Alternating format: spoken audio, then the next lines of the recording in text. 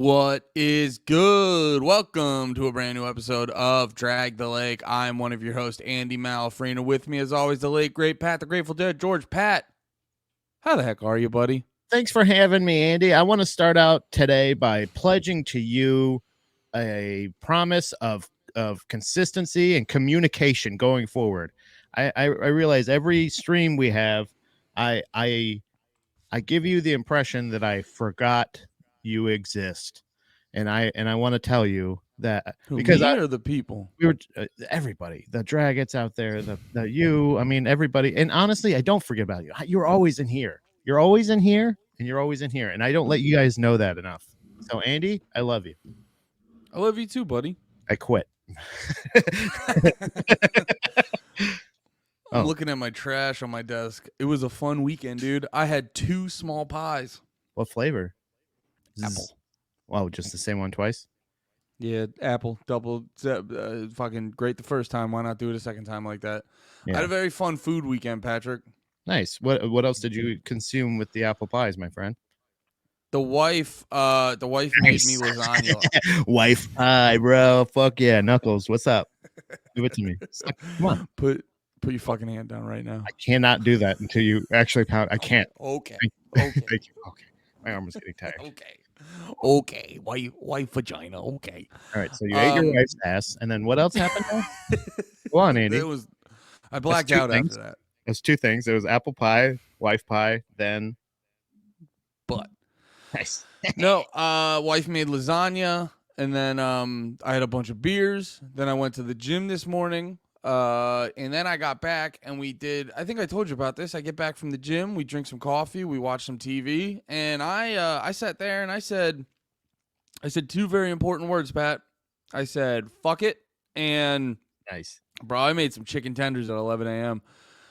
I put them, frozen from the bag, put them in the oven, 11 a.m. chicken tenders. And then I reheated some lasagna. I had some more pie. Great 2 days, dude. Great 2 fucking days. I got to tell you, I've been hitting the Uncrustables real hard lately. Your wife? Sorry, I was sipping. The joke was slow, but I was. Hold on. Let me do it when you're not drinking. Let me do it. I was trying to. All right, can we reset? Guys, let's reset real. Sorry, I'm just kidding. So I've been hitting that Uncrustables a lot. Damn it, went too fast again. All right.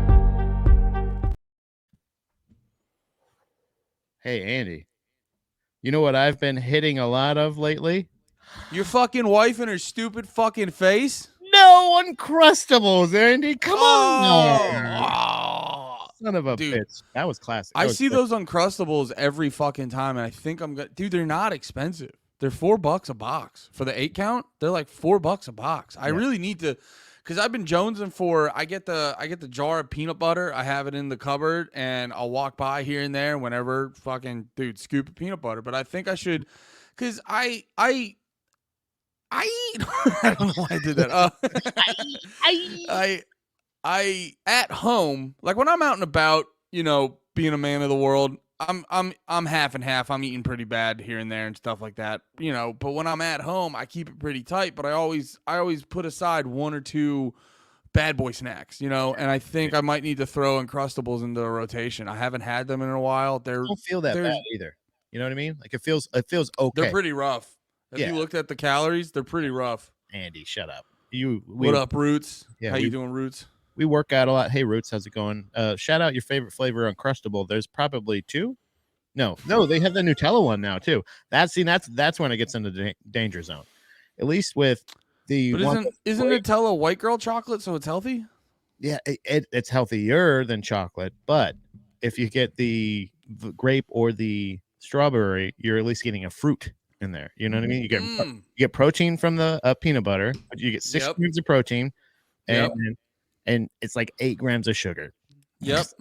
Ladies and gentlemen, that right there was fat guy math. That's what we just witnessed. That was fat guy math. Pat, you're better than that. It's good for working out. Oh yeah, dude. Fat dudes love going to peanut butter and being like, the protein. It's protein, guys. I can't. What am I gonna do? Ants on a log is a health snack. Okay, it's what you have. But it's really not ants on a log. It's like ants like on a mud mound.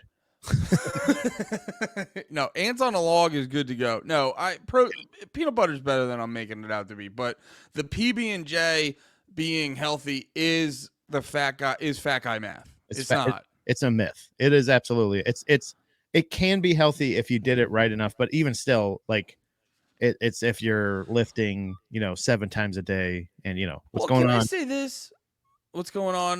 Tonye, that's his Discord name, but he goes by Joe on YouTube. But no, I will say this though.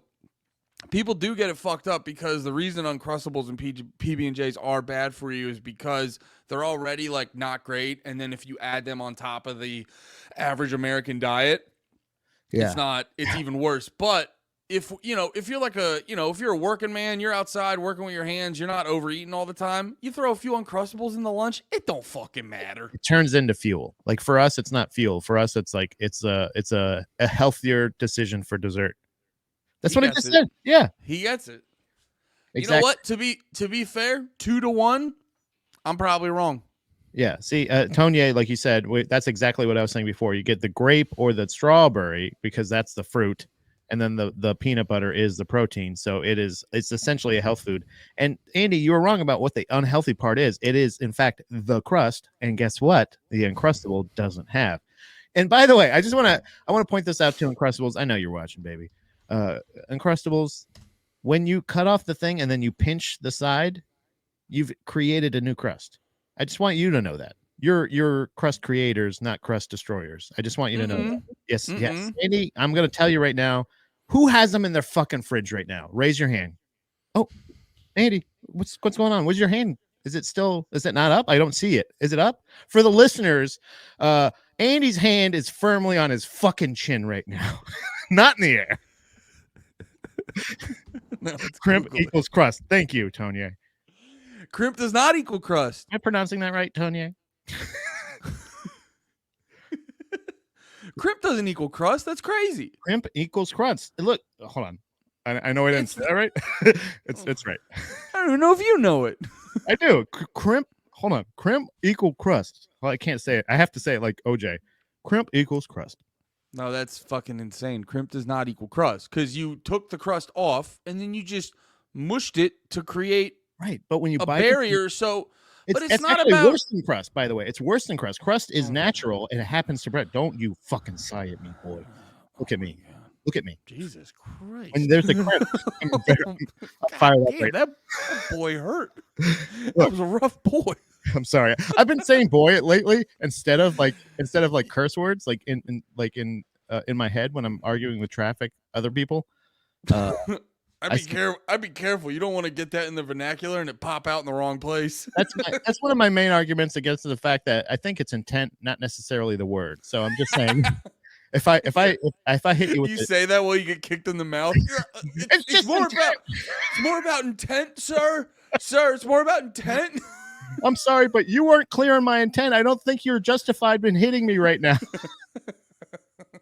But no, it's no. I always say that's what I always say. There's right, there's wrong, and then there's in the moment what gets you beat up and what doesn't get you beat up. And those are just, you just know that and then maneuver how you feel comfortable. Yeah, they're emotional, and they're usually you can back away and go, I'm sorry, I didn't mean that. I'm sorry. But it's like they're the ones that you can walk away from, but not if you hit it too hard. But the crimp turns into a almost a stale crust. It gets harder than crust.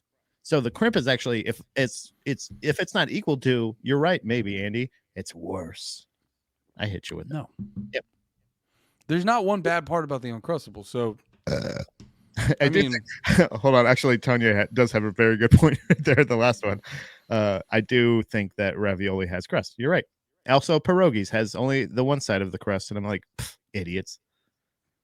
Make up your mind, you Polish bastard. All right, everything there was wrong. Let's talk about music. That was crazy, dude. Pierogies have crust. I'm gonna fucking explode. We can't talk about food this much though.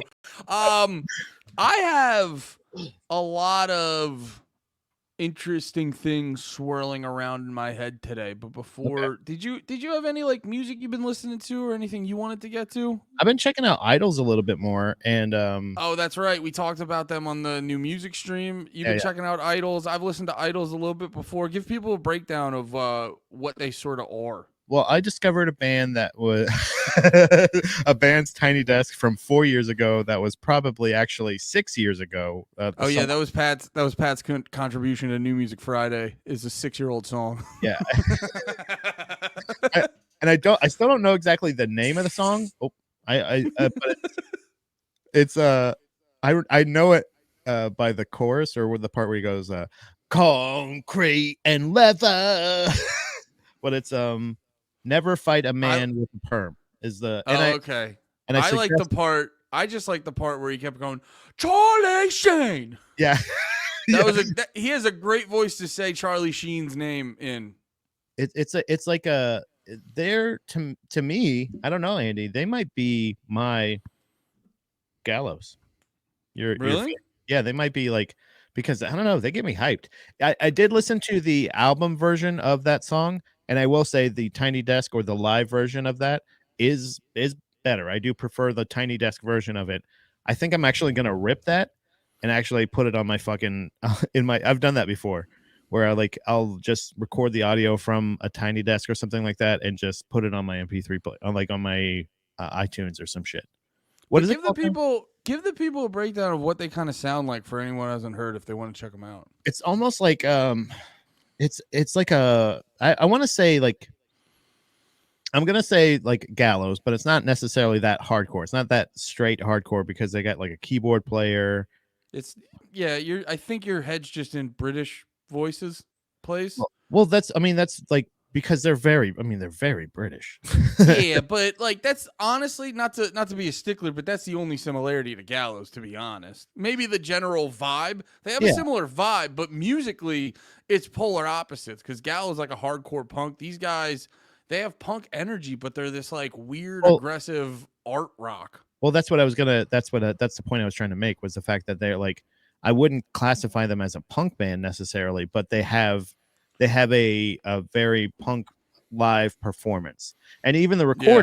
the recording definitely sounds more like a British pop rock band that like has an edge. You know what I mean? Or maybe Yeah. like you know what? Honestly, I might even dub them garage pop.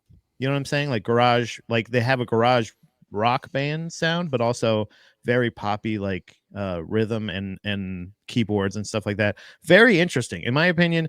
Very easy band to listen to, but a very hard band to categorize, in my opinion. Mm. So Yeah, fair.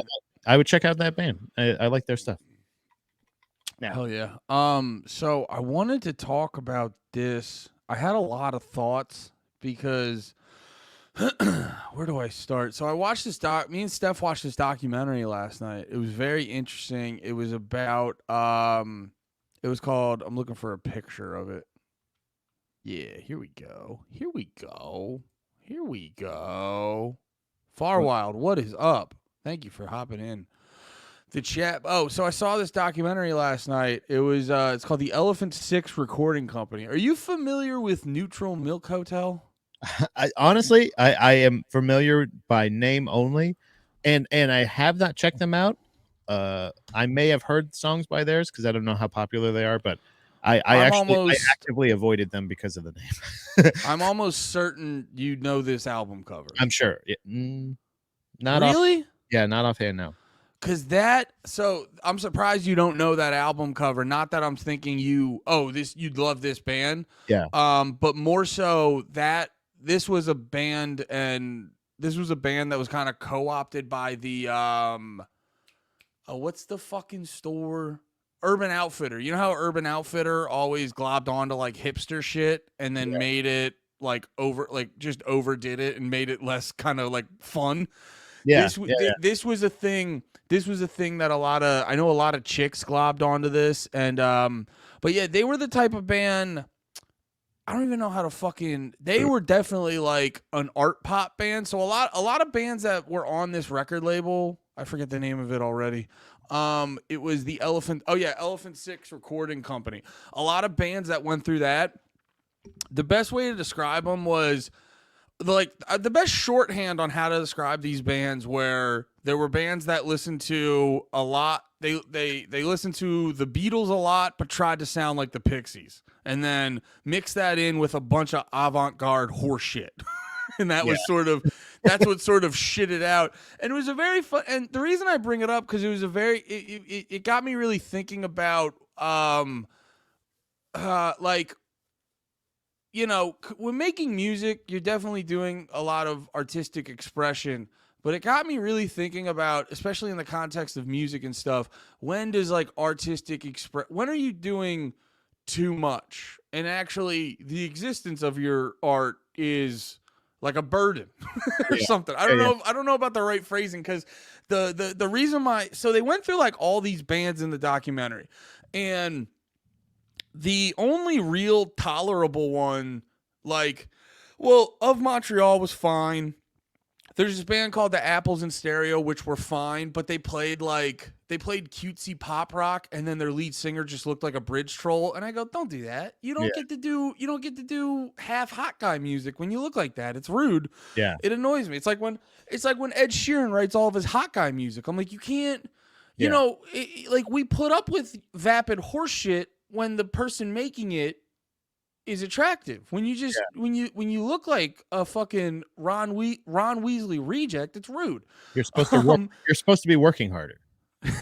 Yeah, exactly. The music should be so much better, but he's also a fucking millionaire, and he does seem chill as hell. So, I mean, I guess it's chill. But in the context of this music, the only they play, we watched the whole doc. They played all the bands that they played all the bands that were signed to this, and like the only real tolerable band was fucking Neutral Milk Hotel. And this was distinction. Yeah, dude. And I'll get behind Neutral Milk Hotel.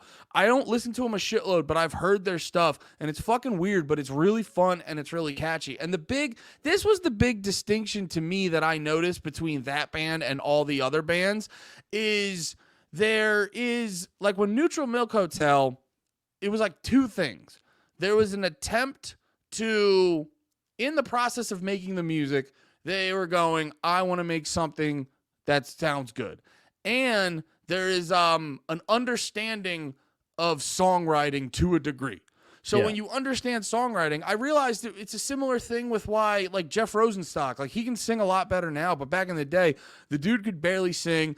He was okay at his instrument and stuff, but there was like an understanding of songwriting and song structure, and there was like a positive intent of making the listener happy that the shit came out good. When they went to all these other bands, it was literally like, dude, it was a bunch of people they were bragging that they found a big house to like squat in and all this stuff. And they were making it very clear when they were making music, they were just trying shit out. And it's like, that's fine.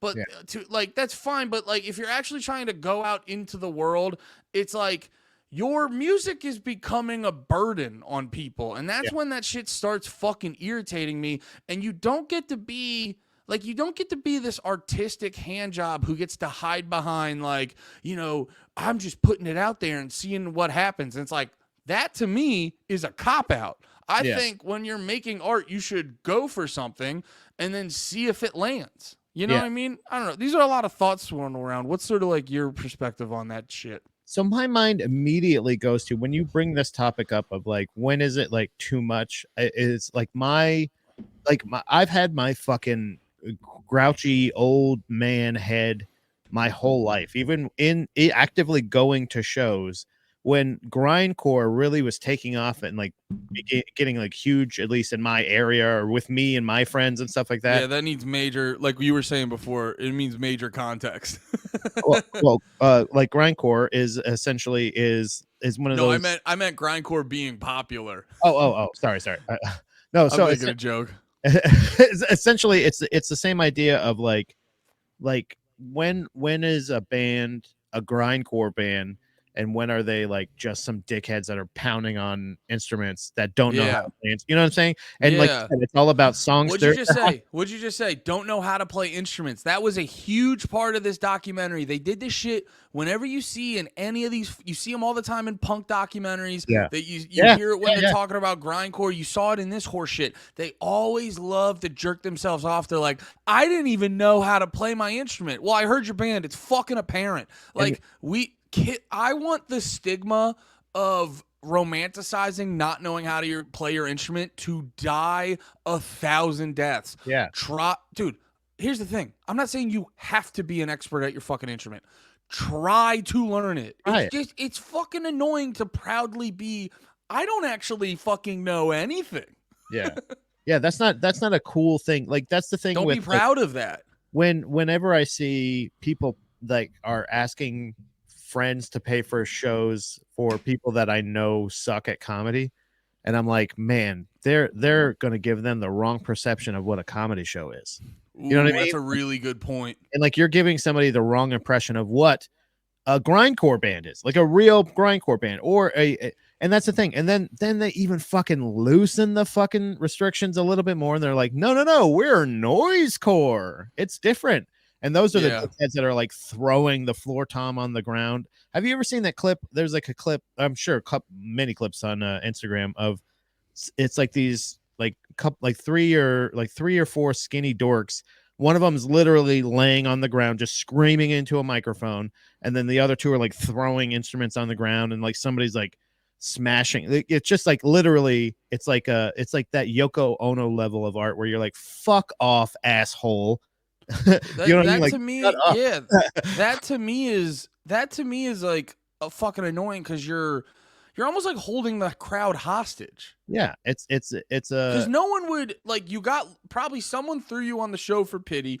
You got lucky. No one's there to see you, and you're taking advantage of the fact that it's a fucking show. They want to be polite and stand there, but it's like, dude, it's I don't know. I respect art with intent. I think art for art for the sake of it annoys the shit out of me, because it's like, you're not doing anything. You're just wasting people's time. You're taking up space. So it doesn't have to be highfalutin. It doesn't have to be the most complicated fucking thing. You don't have to be a fucking expert at your instrument. Like, I was giving Steph all these examples. Like, if you listen to the old Taking Back Sunday album, the first one, Tell All Your Friends, it's not the most, like, they're not the best at their instruments, but the passion in there bleeds through. That's usually what gets it for me, is when, like, sorry, the comment. Yeah. Wait, what was that from? I ain't farting on no snake. Airheads, with Adam Sandler, Brendan Fraser, and Steve Buscemi as the lone. No, that's the other one. What were they? The Wild Stallions? No, Lone Ranger. Lone Rangers. No, they were the Rangers. Lone Wild Rangers. Stallions was Bill and Ted, right? Yeah.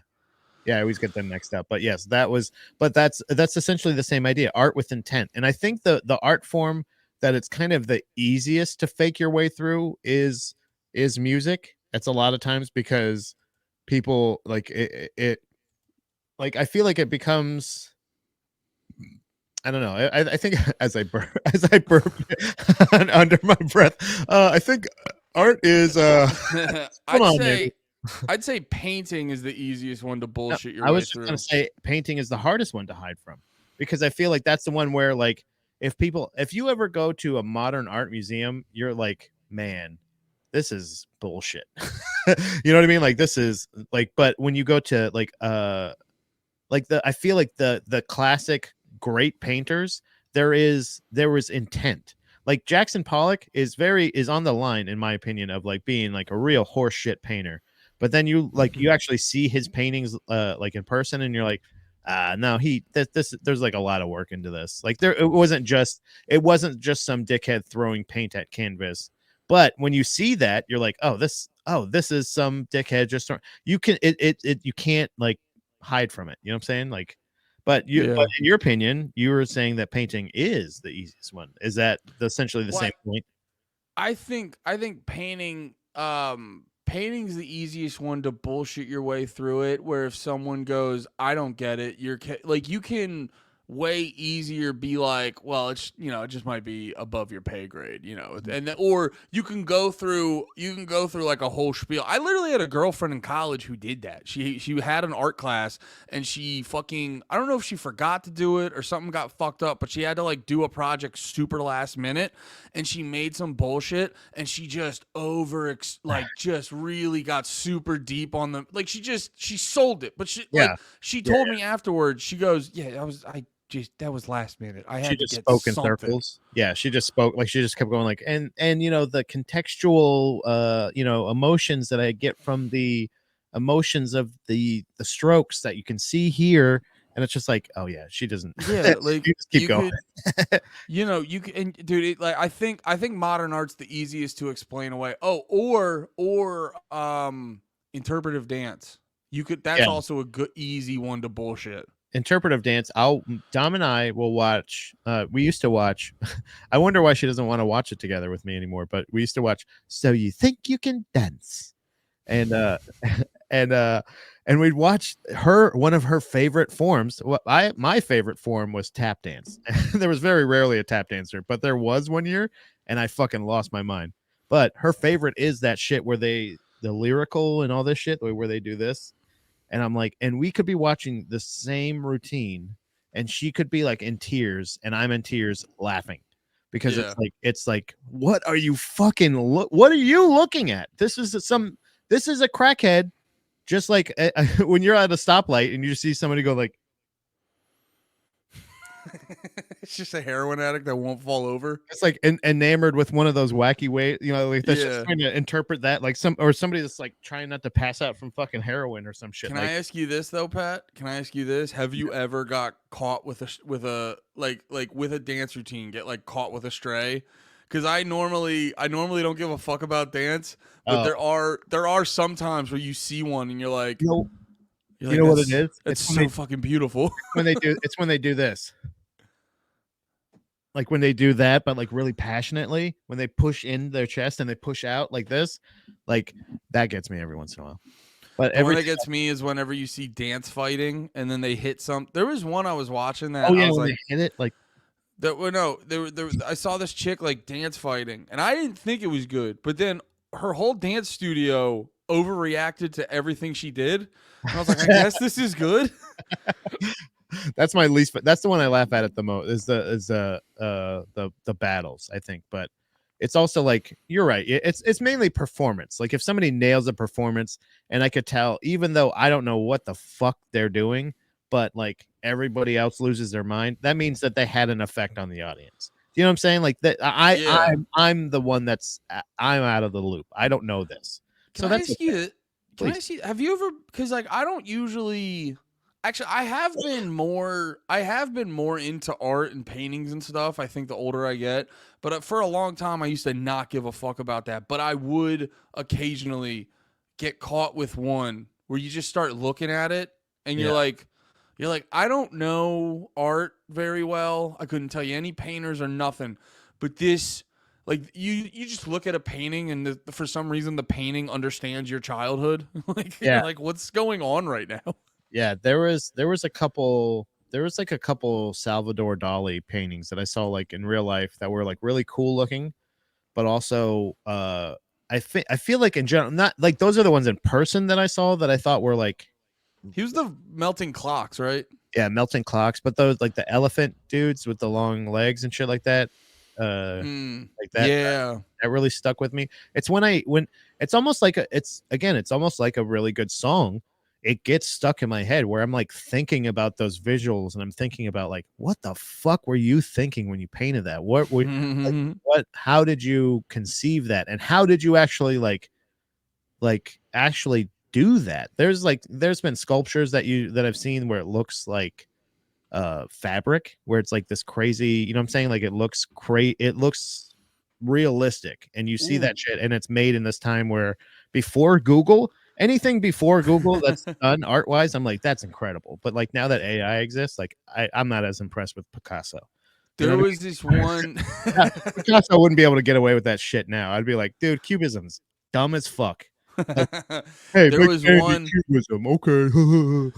There was that reminds me, there was this, I saw this one art piece, and it was like, it looked like a shoe, but it ended up just being cake. It was beautiful. Dude, I gotta tell you, I am as impressed with that stuff sometimes where I'm just like, what the fuck? There are some. That was a cake.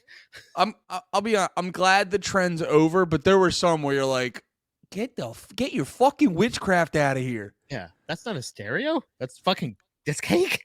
Yo, can I say this? I didn't know what Salvador Dali looked like until I just Googled him, and this is probably the least surprising thing of my life. Oh yeah. Like, the fact that that's what he looks like, I'm like, of course he does. There's like a lot of stuff that he definitely tested. He'll test your patience sometimes. You know what I mean? Like that guy, he was a real artist. You could tell he was a real eccentric guy, that fella. But but definitely a talented artist, and also his paintings I think stuck with me more than his other art. But that was something. What about, was there one that like really stuck with you? No, actually, in a music standpoint, I've been thinking about this because he's got a new album coming out in like a week and a half or so. But Danny Brown, If you watch, let me bring up some of his shit, because if you watch some of his shit, Danny Brown's funny because lyrically, the dude is 2 Live Crew. But if you watch his videos and you listen to his beats, it's like fucking MF Doom on acid. It's like, he's such a fascinating combo. He'll have some like weird beat that is kind of odd and doesn't kind of like match up with anything. Oh yeah, I think I talked about this. Oh yeah, that's right. I did a reaction video for one of his newest songs, and like I kept bringing up his music videos, and he'll just have shit like this. This is for his song Pneumonia. And it's just, he's just hanging from chains in the middle of a parking lot. And then, it's fucking weird. It's uncomfortable. But if you read the lyrics, you see it right there. Made 30 bands in 30 minutes. Before I counted, I done damn near spent it. Put a brick on you in some Rick Owens. Flow stick, fella, call it pneumonia. You put that over top of any Lil Wayne beat, and it makes sense lyrically. Yeah. But he always pairs it up with this weird artistic expression. I don't want to play the music on here and stuff like that, just for for the episode and copyright and blah blah blah. But musically, his shit's really fucking weird. I always tell people to go check out the song "When It Rain." That's top tier Danny Brown weirdness, in my opinion. He's got a lot of good shit, but when it comes to his weird stuff, that's the best weird shit, because he incorporates a lot of this dance shit. Because when he started out, I guess his dad was a DJ in Detroit, so he had a heavy electronic and dance influence, and then he mixed that with his love of hip hop. So he gets a lot of this weird shit. But definitely check out his song "When It Rained." Check out all of his music. Check out his new album coming out. Danny Brown's one of my fucking favorite. Derek, what's up, dude? What up, dude? Yeah, I thought it's funny. You read those lyrics like you were his lawyer in court, trying to defend him. Your Honor, please. I've got 30 bands in 30 days, and I spent it, okay? Did we talk about that?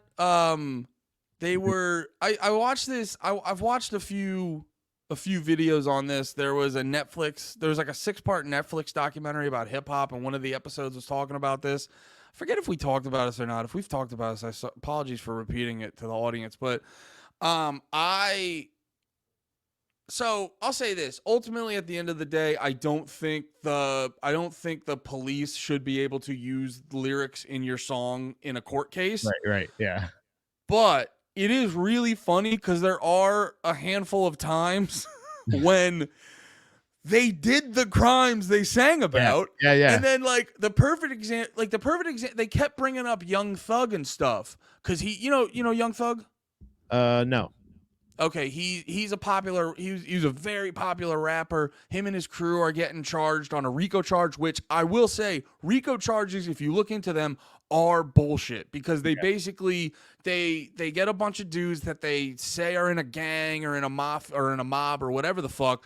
They say you're all in a gang, and if one guy does something, they're able to get everyone for it. Ricos are fucking bullshit, but at the same time, and you know me, I'm a libertarian. Yeah. I'm a libertarian. I think drugs should be fucking legal. I don't think Right. dudes should be in jail for fucking drugs or any of that shit. Right. But it just from a technicality standpoint, it is very funny.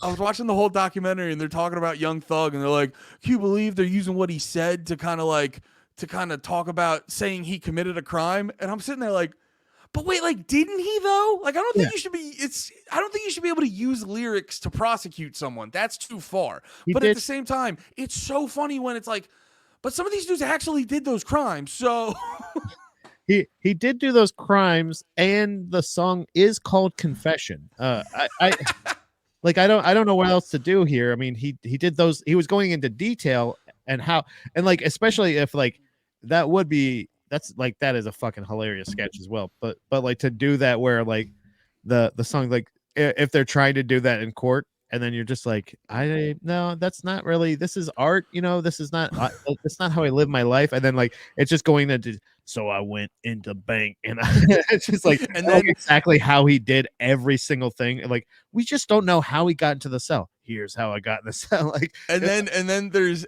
a part where they're like, sir, we have surveillance footage of you committing the crime. And then you watch the surveillance footage and you can hear him go, man, I'm going to write a fucking song about this. And he's like, stops and makes a note on his phone. And he like comes up with the lyrics right there. Like, so I'm going in the thing. No, so I'm going in. I can't think of that. Yeah, it's just, hold on. Let me just type it. Yeah, he's like, potential beat ideas for this song I will write about this specific incident. About the crime I'm doing at the moment. Tony said a confession is inadmissible if there is a sick beat behind it. That is true. That is law. Now, I don't think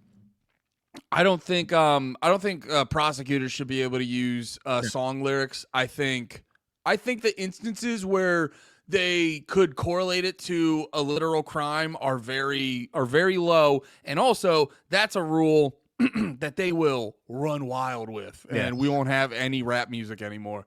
But there are some times though where like Bobby Shmurda has the line in his song Hot Boy. That's the edited version. But he has the one line where he goes Mitch caught a body about a week ago. And if I'm correct, I think Mitch did caught a body about a week ago. Look, when was the song written? I'll say this. My lawyer. I'll say this. Rappers who know that the cops are out to get them. Yeah. I think it would behoove them to get a little bit more creative when talking about their crimes. Like, maybe not say something so blatant that like really puts you on the radar, but that's not innuendo. That's not hard rap shit. So maybe don't do that. Maybe more just innuendo. Hard. Yeah. Innuendo is good, and it would confuse the fuck out of me when I was a kid and just be like, until like now where I'm like, oh, that's what that means. Whoa. Like, so like, I feel like at least it's gonna help you outlast a statute of limitations in most of the crimes, I would assume. You know what I mean? Maybe the RICO stuff, that'll still stick, but who knows? Yeah. Actually, since we're on rap, I wanted to show you this. I thought this was over with, but apparently,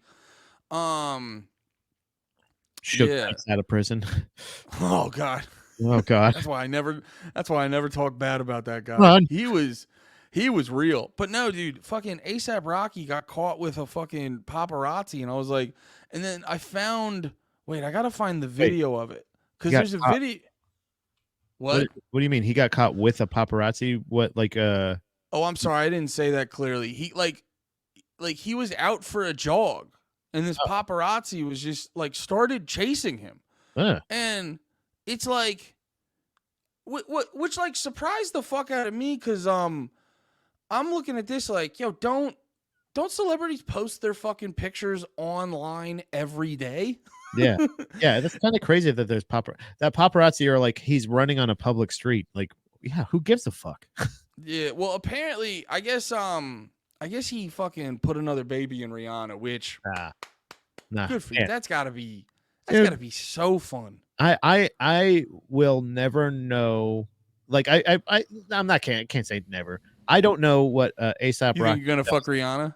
Yeah, Is that I what you're wish. saying?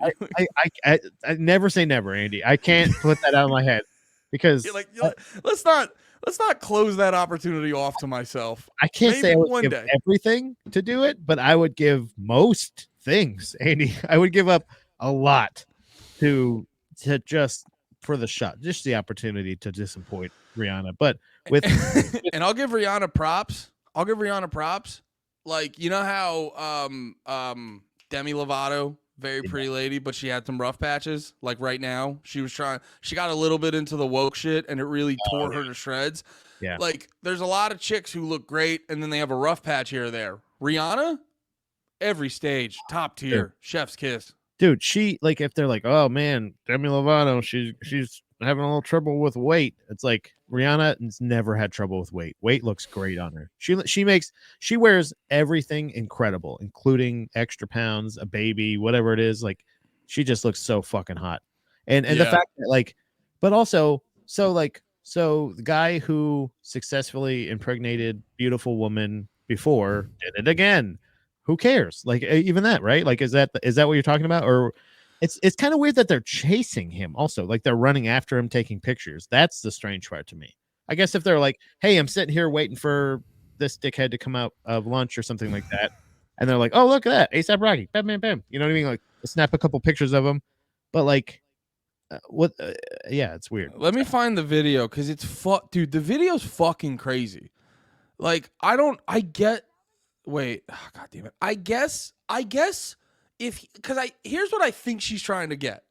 She wants him to give her information on the baby, which is crazy for her to think that he's just gonna, random bitch with a camera. I'll give you the scoop. Hey, AR, how's the cum doing? How's your cum? Hey, AR, give us the update on your cum. How big is it now? Is your cum big?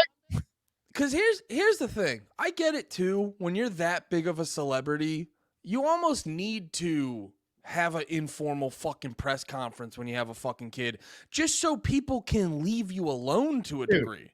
Dude, I would absolutely have a press conference if I got Rihanna pregnant. I would get out on a podium and I would go, ahem, ahem, excuse me. You just see her fucking belly, and it's just you up there going, I did that shit. I did that shit. My fucking jizz in there. Oh man, it was the best. It was the best. Who's got the question? You got a question? Nobody's asking questions. Dude, do you think I just realized, dude, we need to be, you know how there's like hoes that try to follow basketball players? We need to be famous lady sluts. Where we just try to fall in love and impregnate famous ladies. Oh my God. Can I get Selma Hayek? Do you think she can still get pregnant, Selma Hayek? You know what? Let's try. I'll try. I call dibs. Dibs on her. I want to try that one first. That's a high bar. God damn it. I'll get I'm trying to think of which lady. Also, how old are we gonna go? Because honestly, if the impregnating thing, because we could also be like, oh man, it didn't work again. I guess we'll have to go. Because she's in her 50s. I don't know if that's safe. I think that's it stops happening around then. I'll switch it to Nicki Minaj. Oh, dude. I forgot I loved her. Yeah. Some shit popped up on I mean, I'm a big fan of a lot of these female rappers. Just like I was trying to do I got to bring that back. I was doing a joke about it and oh shit! Sorry, I'm having a moment because I was like that joke. No. I was having a moment. ASAP Rocky moment, right? Or who was the rapper? Young Thug moment right now. Yeah. Oh shit. No. Sorry.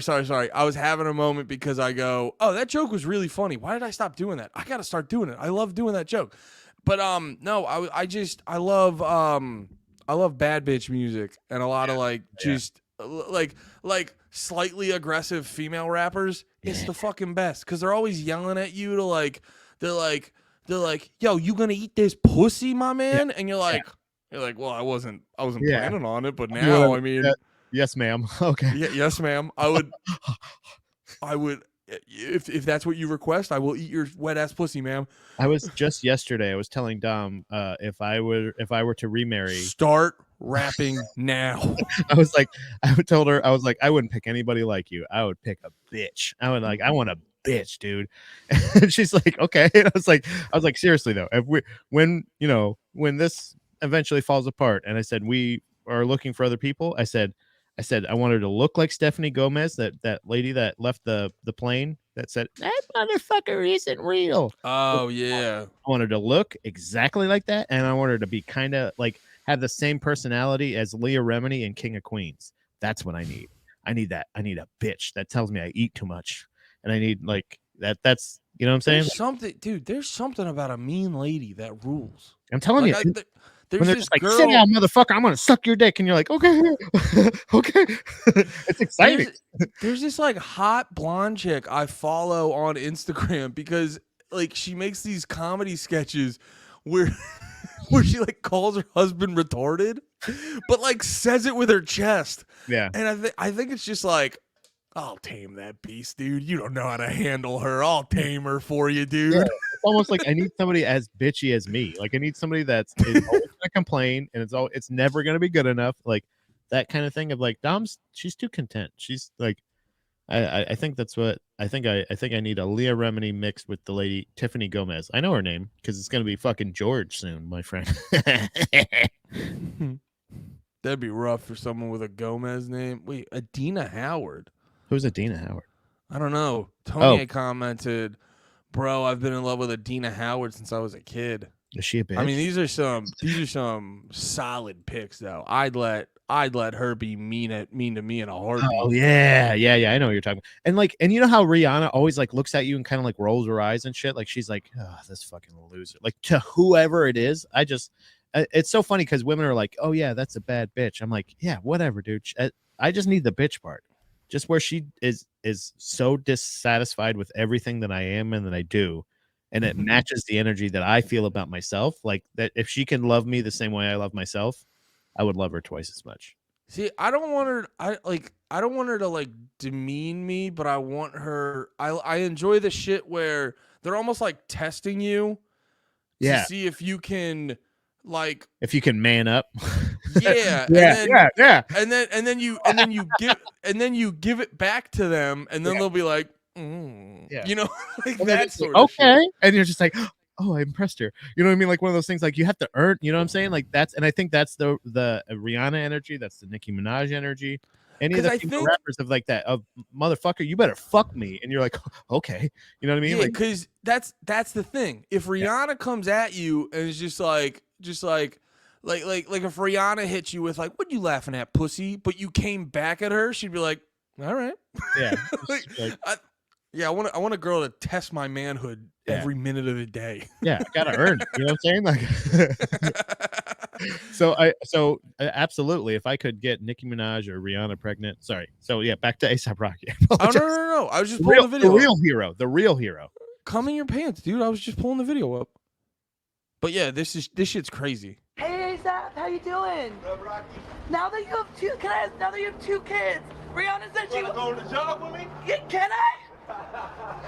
I need. Which, I'll turn it up a little bit. A$AP Rocky being a fucking sport, because at that moment I'd go, "Are you insane?" What like, are you talking about, dude? Like, here's the thing. I think if you're, I will say this because I watched a lot of those like Britney Spears documentaries and like the boy band documentaries, and I will say this. Paparazzi seem like they've calmed down a little bit. Yeah. Well, like so, because everybody's posting, they're live streaming, everybody's doing like it's like all they're doing now is like TMZ is just sharing, you know, fucking Doja Cat's live stream where a titty popped out or something, or like she, you know, which I appreciate. Don't. I'm just saying that's what happens now. So it feels like they've calmed down. Yeah. So I still think this woman is, in the nicest way possible, a fucking loser. But it's like, hey, A$AP, how's the kids? Hey, A$AP, hey, hey, A$AP, can I come to work with you? But I'll still give her the benefit of the doubt until, like, this is how it should happen. Here, wait, let me turn it down a little bit more so I can do the play-by-play. This is how it should happen. She goes, "Hey A$AP, how's your fucking kid? How's your cum doing, dude?" Yeah. And then he just goes, "Hey, don't talk to me, you stupid bitch." Right. You know, but polite. And then Can I he have another of you goes, two kids? Brianna said she was. this is when, like, he goes, "Oh, you want to go on a jog?" This is when she goes, "I'll catch you later, ASAP." That's where Right. the video should end. Boom. That's the end of the. That's where he's pointing out what you're doing right now is a little bit. It's breaking a boundary that I've tried to create by giving you the nonverbal saying stay there, goodbye, In the and, like, politest way fucking right. possible. Thanks a lot. See ya. This is where the interaction ends. And then she's going, okay, no, it's not over yet. And then you go, it is. And then that's where you say, okay, gotcha, Rock. Thanks, pal. Because this is also, too, like, you know, it's a different dynamic because we saw in the picture it's a fat white woman in ASAP Rocky. So, like, this is, but, like, you're venturing into into an illegal space. Like, you're hunting a man. Yeah. Yeah. Hey, now, literally what you're doing Can is you're chasing it. I need to get in better shape. You're chasing this guy. What's He's your laughing. Yeah, that secret? second Just talk around fake the laugh. Hey, real quick. What's going You're on? fast. Man. God. Dude, this fucking weird bitch, she goes, "Man, you're fat." Yeah. He doesn't want to talk to you, you weirdo. This is crazy. He gave her a total of, I think, 3 very loud, very fake laughs from a distance. Like at the furthest distance that he is away from her in this clip so far, where he's running away from you, his back is to you, and he says, and she goes, ah, ha, ha, ha. He goes, ah, ha, ha, ha. You know, like if you back it up a little bit, it's like he's like, he gives her, it's after he already passes her when she gets around the corner and she goes, "Can I?" And he goes, "Ha ha ha." That's a fake laugh. And then Yeah, can Yeah, here. said she was going to jog with me? Yeah, can I? I need to get in better shape. What's your secret? Just jogging around the block? Hey, real quick. he's like, "No more. You're You're not fast. committing more fake laughs." Man. She wearing flip flops? Come on, you gotta keep up. Okay, all right. Oh, okay. Okay, I'm gonna ditch my shoes. That's misleading. Okay. Oh, Oh dear. so Now let me that's ask. awkward. I gotta say, Rihanna says she wants like 3 or 4 kids. Now that you have 2, you think you still want more. Oh, where are we going? You alright? Dude, where are we going? You're chasing a man. yeah, I will say We aren't going anywhere. he gave her the 3rd fake laugh when she finally caught up to him. But it's all on her until he goes, you know what? Actually, it's still on her because I think he just realized I can't just lose her. So now I have to be like, are you going to catch up? Ha ha ha ha. And then, you know what I'm saying? Yeah, it's you're in this weird thing where it's like if you because like he's justified to fucking do a Mortal Kombat finishing move on her. Yeah, but to like turn if around he and like chest kick her and just fucking like with all the momentum of her going forward and just going like yeah, he's completely justified in finishing her. But Yeah. like if he does, that clip's going to be plastered everywhere. yeah, Whether it's- all of this part is not going to be on there because he's not filming her, so they're not going Yeah. to see the first part of it, and it's going to be like paparazzi just wants to know how his kids are doing, and it's like, dude, it's not. It's really weird how long she ran from him or Dude. ran after him, and then, but it's insane. But after a while, I think he was probably like to himself, instead of that 3rd fake laugh, he was like, God damn, this bitch isn't stopping. And then he was like, hey, are you catching up? Ha ha ha. And it's like, God damn it. Dude, it'd be so funny if he turns around and he just has a handgun. And he's like, seriously, bitch, you got to go the other way. I'm going to stand my ground if you don't fucking get back right now and just move away from me, woman. He gave her 3 fake laughs. Oh my God, they're running in the street now? Holy shit. Bro, she followed him for 3. I don't want to play this whole video. ASAP, I'm dying. Stop following him then, you fat bitch. Dude, what the fuck is happening? I'm fading fast. Dude. This is very embarrassing. Yeah, homicide by cardio. Yeah, Derek. I'm out. Can I ask, what kind of sneakers do you recommend? What kind of running shoes should I get? the Wait, is that him again? get the flock on for me. Yeah, she found him later in the day. I didn't see this Oh part. my god! Does he even realize that it's Jesus her? I wonder. Oh my god, that's crazy. By the way, All right, I take it Latina- back. Those people are fucking Latina. scum. I was giving them benefit of the doubt. That's fucking nuts, bro. That's like the thing. Now I don't know if I'm gonna run into this problem, but that's the thing. Like I used to want to be like Man. real deal famous. It used to be like my top desire. Now I just want to have an audience and I want to have money. Like that's all I care about now. Like, bro, fame looks like hell. Yeah, it looks like absolute garbage.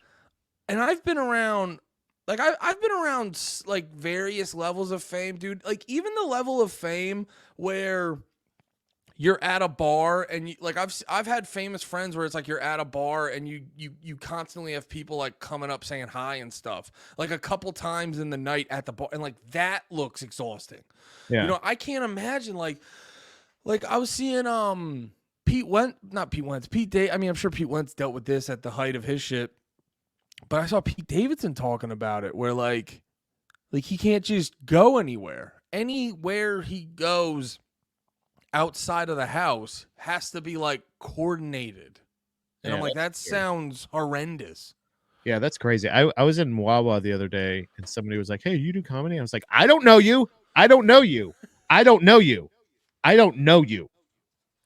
And then they said, I was like, okay. They're like, you didn't pay me for my set at the show. It was actually Lemaire. And I was like, oh, Lemaire. You're like, take my money. Yeah. No, I think the same thing. Like I had not, it was like an achievable, like I wanted a level of like to make art like for a living, but to be like the level of like Beatles or any level of celebrity, especially because in like our childhood, that was like when this shit, like the paparazzi shit really fucking heated up. Cause it was like, again, appreciated all the nip slip catches and all that stuff. But like, that's how crazy it got. It got to the point where they were trying to take pictures of them at every stage of their life, no matter what. And like, and it was, here's them running, here's them going to the store, here's them going to the gas station, here's them getting gas, here's them taking their kids to school. And it's like, whoa. Now you're like, here's them taking their kids to school. Yeah. And then you're like, but then you're like, wait, how normal is the rest of that shit? Why is it normal for me to go like, oh wow, Britney Spears gets gas in her fucking car? You know what I'm saying? Like it's well, that's the thing. You realize, you go, oh, all of it's fucking bad, right? And it's like, and it was around that time where it was just like, man, if I ever get to a point where like, because at that time still I was really under the impression that the band thing was gonna happen. I was like, man, I would just love to tour. And it sucks because like I feel like every example I would give of a band that I wish I was kind of insults them in a way. But like to be like No Use for a Name or Lagwagon or like I guess even to an extent No Effects, like for the most part, unless they're at a No Effects show, they can kind of just walk around.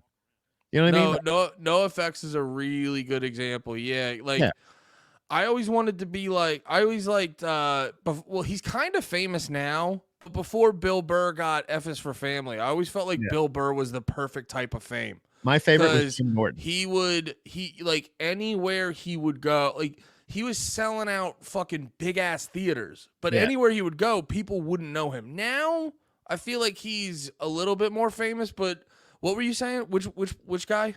Mine was essentially the same idea that you were thinking of. Was like Jim Norton. It was like kind of like a, you know, you have a fun, cool day job, but you also do comedy at at the local club. Like he was just doing local comedy in New York. He does like a residency or even now he still does a radio show on Sirius. And fucking does comedy. He does an hour of comedy every Wednesday in New York at the same club, and then travels for comedy whenever he's booked. Do you know what I'm saying? Like that's like legitimately because you're not spending too much time away from home. I don't have that fucking thing anymore. You know what I'm saying? Like I gotta fucking tour all the time and shit. And I think that's really how you gain that fame and notoriety. But like making the art, traveling with the art, performing that everywhere else, like that still totally holds true. But it seems so, and again, it may sound insulting, but it seems so achievable of like, yeah, just work at it, and just you'll get those things. You know what I'm saying? But Bill Burr, you're right. It's like now he's almost like he's making movies. He's pretty much like movie star, right? Isn't he? Yeah, I think like he still has the benefit of the fact that young kids don't give a Yeah. shit about him, Yeah, because yeah. that's where when you're a celebrity who kids and the general population give a fuck about, because that's what happened. Well, that's how Pete Davidson got so fucking famous, because he was on SNL and then he started dating all these like huge celebrities. And ASAP Rocky was always famous, but it, obviously impregnating Rihanna gets you to a different level on that. So Yeah. that's why, that's what got him to that level. But Bill Burr, I'm almost, he's got to be a millionaire. But at the same time, there's no, the kids aren't like, did you hear the new Monday morning podcast? Right. Yeah. Yeah. So Yeah. he's actually probably still, like, I guarantee you, whenever Bill Burr leaves the house, he probably takes, depending on where he's going or how long he's outside of the house, he probably takes at least a picture or two. You know what I mean? Yeah. Yeah. Yeah. But it's probably Where- nothing. at his It's probably destination. nothing. What? Probably at his destination, or like when he's in traffic, somebody's like, "Hey, Bill Burr," and he's like, "Hey." Yeah, You know, like that yeah. kind of- Like when Bill Burr goes out for the day and when he comes home, he probably took at least one or two pictures, said hi a handful of times. But Right. he's not getting, the paparazzi isn't looking twice at him because Bill Burr doesn't exist in those like vapid spaces with children and, fucking base level dorks that want to know what Kim Kardashian is doing that day. Right. I actually bothered Bill Burr once at a hockey game. Really? Yeah. It's funny. I'm actually like I'm skimming through my I can find the picture pretty easily. I'm pretty sure, but I caught up with him. It was at a Tampa Bay Lightning game in Tampa. It was our first time. It was right after we just moved here. It was our first vacation back to Florida, and we went to a Tampa Bay Lightning game in the Amalie Arena.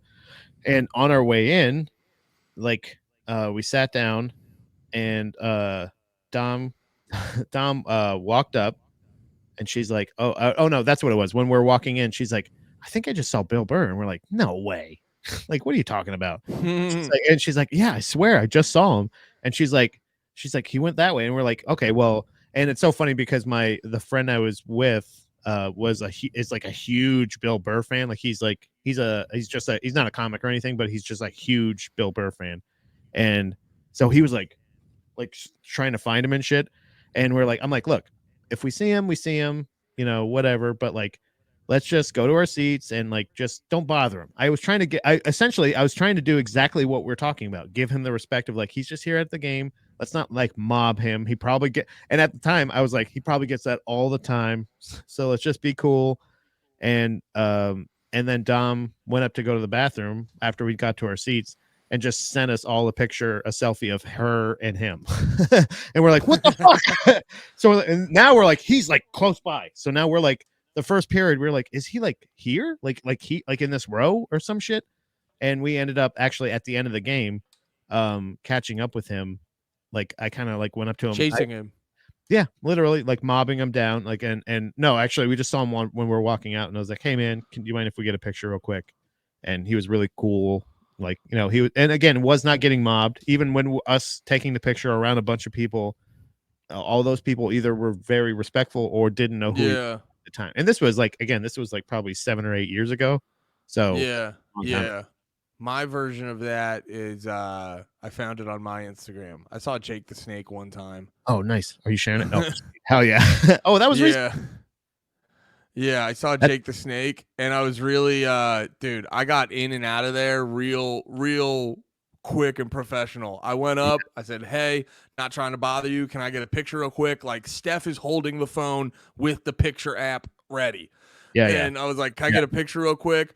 Bam, bam, bam. I go, thank you very much, sir. I hope you have a great day. And I got the fuck out of there. Cause I was like, where I was like, he's getting mobbed. Cause it's a bunch of other fat idiots like me going, is that Jake the Snake? Is that Jake the Snake? I sent mine to you in the private chat. I don't know if that helps. But I got it pulled up on my end. But that was when it was, I think I remember this. Yeah. Yeah, I yeah. remember you posting this. Yeah, it was pretty cool, but also it was also I felt like because legitimately he actually did kind of help me in the sense that like part of his You like were choking on a hot dog and he gave you the Heimlich. no, it is food related. I remember he gave the advice. He's like, you don't want to eat that. You had enough today. His biggest thing was eat one green leafy salad a day. Oh yeah. And he's like, I swear to God, if you just make that one change, it'll change your life, and you'll start like. And legitimately, it was I quit smoking and wanted to eat healthier, and that was part of it. I was like, that helped me start, and then I started counting calories and started doing other shit, and that it did eventually kind of. I wouldn't say he's the reason I lost the weight I did, but I think like that was part of it. And I was like, dude, you're an inspiration comedy wise. You also helped me lose a fuck ton of weight. So I appreciate it. He's like, and he did that thing where he's like, yeah, pretty good. Like did his Bill Burr voice kind of, and I was just like, that's all I need. A quick picture, boom. I didn't even make him take. I did not want my friend in the picture too, but but it was one of those things of like, fuck, okay, we're not gonna do two pictures. Let's just do it all once. And I should have. I think Tonya has the best story though. I saw one of those midget Instagram models at the airport on my way home from Skankfest this year. Was tempted to get that, but you got it, dude. Yeah, you gotta do it at that point. They'll appreciate it. I think they'll appreciate it. Midget slut, get the picture. Yeah, come on, man. What were you saying? I was gonna say pick them up, but don't do that unless they consent. Pick them up No. only if they consent.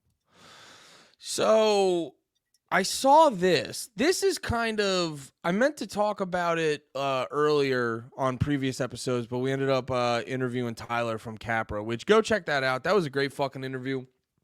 Yeah. Got to talk to Tyler from Capra, which, oh, dude, actually, did you see the fucking show they played? Yeah, dude, they started. By the way, I want to just give them a quick shout out. I hope they're watching. If not, I hope they get this message that I'm sending good vibes those guys' way because they started out this little mini tour that they were talking about, and they had their fucking van breakdown. They had to get a new van. They had to break down like multiple times when they're on their way to this show.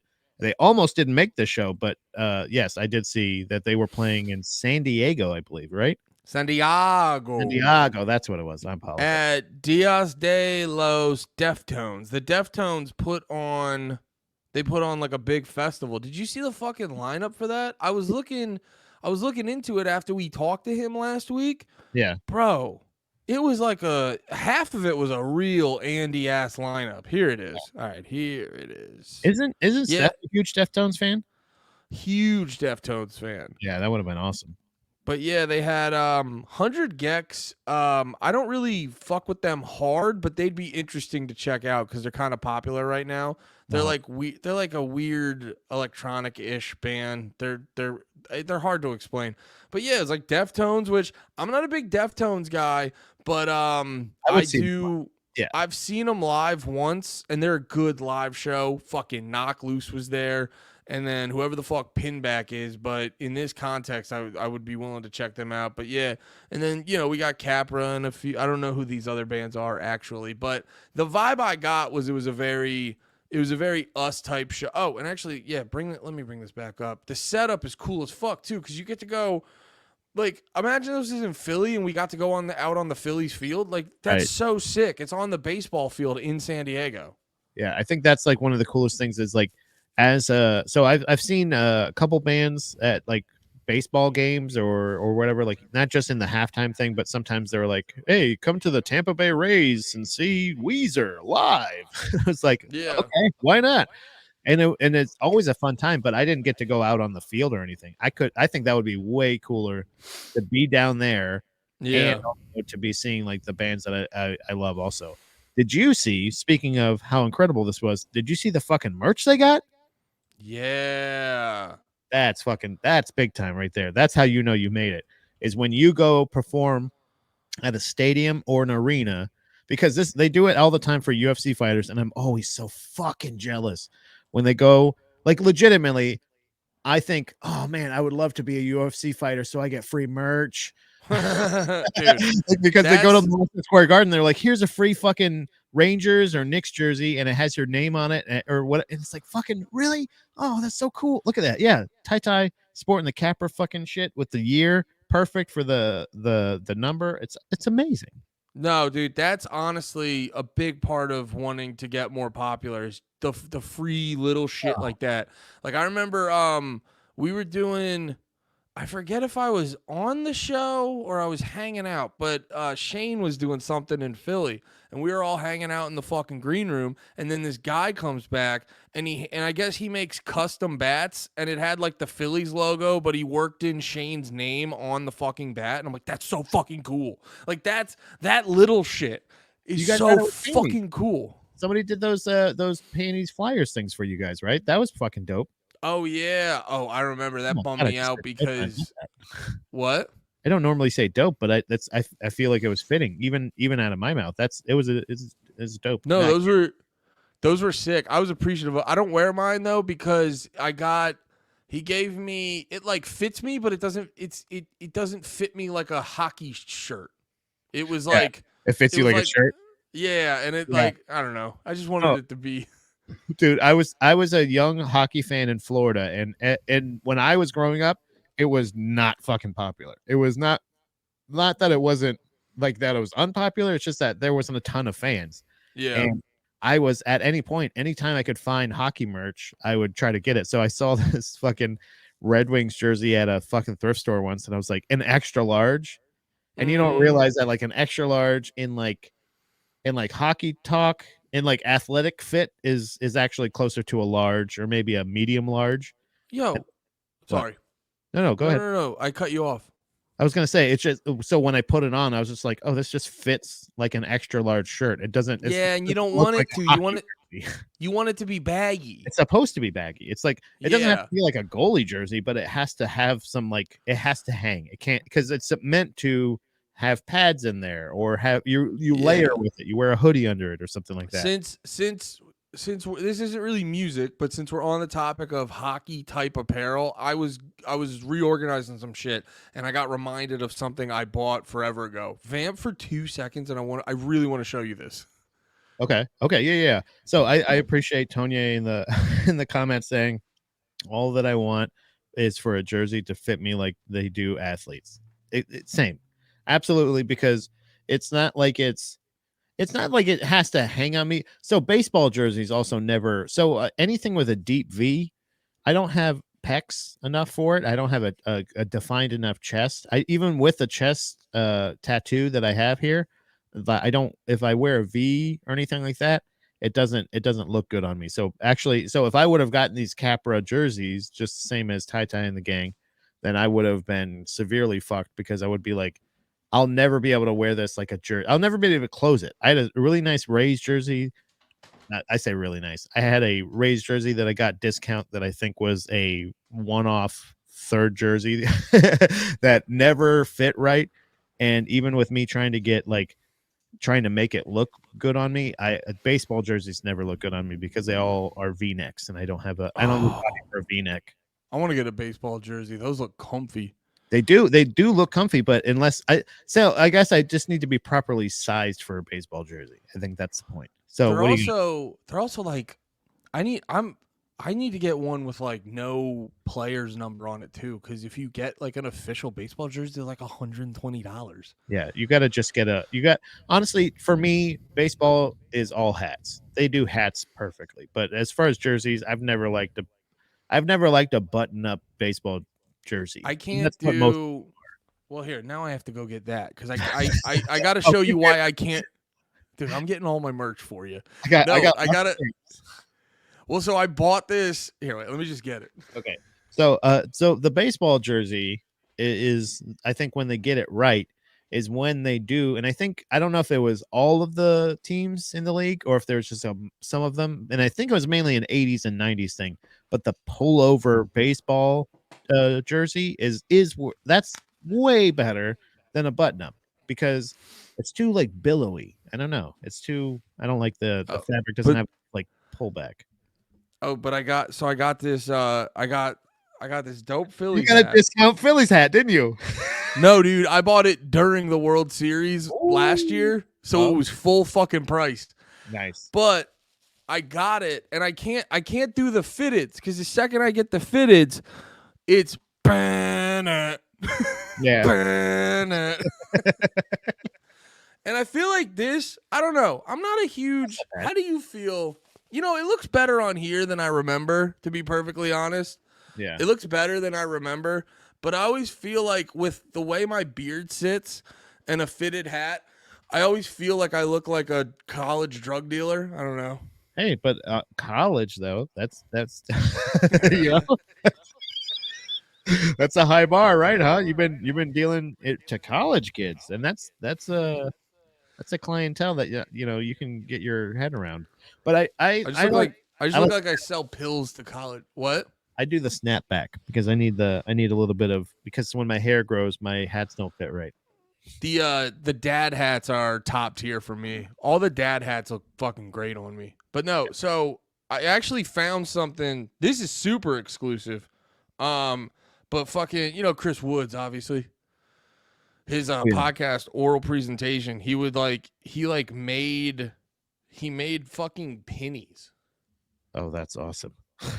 And he was doing a show in Brooklyn, and we were all, it was like me, Lemaire, Gardini, and like someone else. We were all just like shooting the shit, and we were at his car. Yeah. And Woods just like, yo, dude, I got all these fucking pennies. You want one? And I'm like, yes, I want a fucking penny, Wood. Yeah, that's amazing. Merch pennies, like new pennies, or or like even thrift store pennies, I feel like would be fun. I'm just learning that term for them, but I know what you're talking about. Kind of this was my top tier hockey gear. Oh, nice. Yeah. And it doesn't, so it's a Stone Cold with, Do you know what the back says? Hold on, can I guess? Oh, damn it. I was actually gonna guess something 316. That's obviously got to be the number. He had a fucking really cool I want to say he had a really cool Rangers jersey at one point. Like he was getting ready for some pay-per-view, or it was a night where they were in Madison Square Garden maybe. But like again, they do it. I've seen it a couple times with comics, like big time comics that are playing like hockey arenas or something, or anytime, and every time I see them with that jersey, that's not that bad. It is a little tight. It's just because I'm so fucking big, dude. But it's not all the way tight. Like if you sit down like that, like this part's a little loose here in the sleeves, and that's the important part on the hockey jersey. Yeah, it's more snug in the mid than I remember. Yeah, but that's a fucking, so that's, and when it's not an official jersey, it makes it a little bit better because like again, the actual like CCM hockey jerseys or Nike ones or whatever are like they're all athletic fit because they're all meant for athletes. But that's really? a slick ass jersey. Also, I don't believe that Stone Cold's a hockey fan. I think that's what Austin 316 is. He said Austin 316 says I just watched some hockey. Oh, is that what that means? I think that's what it means. That Austin does sound like something that they would say to cover up his bad language. If like they were doing, if they're playing it on TBS and they needed to cover up bad language, they'd be like, Austin 316 means I watched some hockey. And then yeah, dude. I think that's what he said. By the way, I was wrong about the jerseys with no. Actually, it ranges because you can get. Damn, that's ridiculous. The Phillies jerseys. You can get one with no number on it, and it's still $115. That's crazy. Yeah, and like I said, baseball. To me, baseball jerseys are the least good jerseys of all jerseys. I just said that. That's a sentence. Did he drive a Zamboni onto the ring once? Yes, I think that's when he was wearing that jersey. Oh, also he wore a Patriots jersey that was pretty weird too. That was a pretty cool jersey that he had on. Did he? I remember Stone Cold wearing a lot. He was definitely a jersey collector. He must have been, because I remember him in multiple different jerseys. He wore a pretty cool Stone Cold Patriots jersey. I remember that. Well, the jersey fits really well with the jean shorts. It is though. Like a jersey's a jersey jean short combo is a super good combo. By the way, the fitted hat works with jean shorts as well, my friend. Very well. I think it was made for jean shorts. Yeah. 316 as a number though is by the way, I think whatever jersey you do get, you should get Malafarina and you should get the number 316. You think they'd let me? Yeah, dude. Like, so I that. You know what number I'm gonna get? 69. Shut the goddamn door, dude. How'd you 420. know? Because that's our favorite thing to do. Oh, Dude, I do. Although weed does rule, so 420 would be sick. 420 would be fun. But I had so I had that same thought. Like before that was a bit, I definitely had a thought, but I was also my thought about the buying the jerseys and not getting the players' names on it was more practical. I thought like realistically, they're not going to play for the team. So I was thinking of it as an investment. I'm spending all this fucking money on this goddamn jersey and I'm going to get a name on it. I'm not going to get their name. I'm going to get my fucking name on it and I'm going to get my number on it, even though I've never played a sport ever. Yeah, that would suck spending all that money and then like they just leave the team in 2 years. Yeah, like when at one point my favorite player for the Lightning left, asked for a trade, and I've never forgiven him. I still the first time I ever got blocked on Twitter was from him. Really? Yeah, How'd you get blocked? I his mom died, and I said something. What'd you say, Pat? What'd you say? Because you remember exactly what you said. I speculated. I may or may not have speculated that she possibly could have passed away from shame in her son for being such a cowardly bastard. For Yo, dude, you're insane. yeah, dude, hockey so was it was a hot topic subject with me for a while. You know what I'm saying? But Yo, now did I'm fun. Now I have a good time. You know. Did the Eagles win? Yes, they did. I was watching at the beginning of this episode. Ooh, 28-23. Let's go.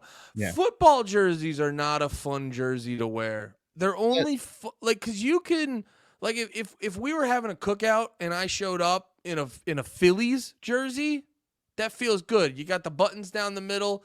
It feels nice. It's short sleeve, but like a football jersey, I never liked wearing that like to something. It never looked good to me. The best barbecue jersey, I think, is going to be your basketball jersey. That's going to be your best one because you could wear a shirt underneath, but you don't have to. And either way, it's going to offer you a little bit more. It's still got the weird. I haven't worn one in a long time. Last one I had was a Scottie Pippen jersey, I think, back when I was a kid. And I remember a basketball jersey is why I stopped being friends with some people in middle school. I remember I had an Allen Iverson jersey, and my friend Sean threw mashed potatoes at it, and that was like you mean your ex-friend Sean? Yeah, that was a line for me. I go, that's a crazy. This is expensive. You don't do that. Yeah, that's a disrespect. Upwards of hundreds of dollars, and I will not take it. This was a present from Santa Claus, and you're gonna besmirch it with your mashed potatoes. This came from the North Pole, dickhead. You think it's okay to have all that starch on it? Also, Sean, you're poor. You don't treat me like that. That was the real reason you weren't friends with him anymore. You gotta, yeah. Well, it was the start of it. I found out he was poor, and I was like, ew. Why? It was a children's book that that Andy wrote when he was a kid. Why does Sean's house smell different? And it's because his parents cook things that are different, and they also make less. Why does Sean's dad sleep during the day? He doesn't work night shift. Why, dude? Flashback to my childhood. Why does Pat's friend's dad take his bike to work? Why does Pat's friend's dad take his bike to work at the bowling alley overnight? Because he's working hard for his family, Andy. That's why, okay? And if I want to come home and I want to have 4 beers, then I'm going to fucking do it. And then I get off at 8 o'clock, okay? You're starting your day at 8. I had an uncle back in the day that got a DUI and then rode his bike to the liquor store. Dude, I'm telling you, they are the most defiant people. But like, there were so many bikes in Pinellas County that were just ridden by like, they look like wizards, but they definitely weren't magical, Andy. They just had unkempt hair. That's so funny. Yeah. All right, let's let's end on this. I wanted to talk about this. That's right. We were talking about Tyler. I wanted to talk about this like last week or the week before, but it was either the week we interviewed Tyler or we never got to it, but there was a lot of discourse over it. And you Pat, you remember when I asked the question, "What's up? What the fuck is up, Denny's?" Does that mean anything to you? Yeah, it does. It reminds me of that historical concert. The one that I think was, if I remember, just surpassed Live Aid as the most famous live performance of all time. Is that the one you were referring to? I don't know. I don't know about that, but I know it's the most historically poignant and the most historically like important performance of all time. That is the most artistically poignant and important performance of all time. Yes. Most historically relevant. I mean, I guess whatever. And I got a little fanfic in my head, and I might be right. You know that band that we listened to, Trapped in or Crying in the Walk-In, that had that song, Crying in the Walk-In. My fanfic is that band became that. Like they're always in the food industry. Like the Denny's band grew up to be that. I know that's not true. I assume that's not true, but in my head, that's a fun story. Yeah, dude. Well, a certain band has decided to pay homage. Sepultura. What? Sepultura, obviously. Go ahead. I know. I'm sorry. I just spoiled the surprise, Andy. It's Sepultura. What?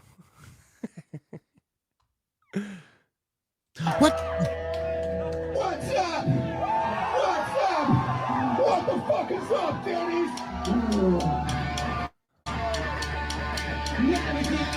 All right, and I don't want to get the video caught, but yeah, basically Blink-182 did the "What the fuck is up, Denny's," and a lot of people were like, "Ew." It does look like they are doing it for the video, like that. You know what I mean? Like it's not just the fact that they're doing it for a music video that's coming out. They're I believe that is Anthem. I believe they're filming a video for Anthem Part 3, the first track on their new album. But yeah, a lot of people. I was just I meant, like, I know that sounds stupid to say that they're just doing it for the video. Obviously, they filmed it. I'm saying that I meant to say like that they're doing it for the video, like as in like I don't think that clip meant as much to them. I think this is the director going like, wouldn't it be funny or something like that? Yeah, none of them. Yeah, and that's reference. Yeah, that's the reason it just feels you're like, eh. Yeah, and it's just like, yeah, okay. And honestly, if anybody should do it, it should be a band like again, like Capra, Knock Loose, or somebody that's in closer to the genre, I guess. Or again, the walk-in band, like literally. If goddamn, why can't I remember their name? Did you say it before? X86X. 86th. Yeah. That's what it is. Yeah. Those guys, if they did it, then it would be like, oh fuck yeah, the guys who are in that genre and also play hardcore music well. But I think the reason that it ruled was because it just was like it's such like an organic moment. Like he wasn't trying. He just in that moment, like it's just a very God. I want to play it so bad. Can you play it? Can you play dude, it makes me so fucking happy. Oh, when I see it. The original. Yeah. Yeah. Oh, because this is a band. So because you know what it is? It's the rich people cosplaying as the underprivileged. And I don't mean that to sound like somebody who's like a fucking economist, because a commie fuck. Obviously, I'm not. But this is because this group, these kids are probably too young to actually even get into the venue that they want to perform at. They probably aren't allowed to actually do it. And one of their cousins was like, "Yeah, just do it here." And they're like, "Really?" And like, you know, no, what I mean? actually, it's like a feeling of like you saved our show, kind of. You know what I mean? Like, oh my god, we actually get to play tonight. You know what I mean? Well, no, actually, I watched an interview. I remember a while ago, I watched an interview with this band. It was the way they got the show was they were just trying to find a space to play a show, and his buddy was working at a Denny's that was in the process of closing down. So that was actually how they got the show, is because people weren't going to that fucking Denny's. But to what you said, like, your interpretation of it, that's like pretty much everyone's interpretation of it, and that's why it feels so fucking great, because it's just so pure. We live in a day and age where everything's so fake and contrived, which that Blink-182 thing is so fake and contrived and shit like that. So when you see something so fucking pure like that, it just hits you right in the goddamn feels. Let's watch it real quick. Yeah. What's up? What the fuck's up, Diddy?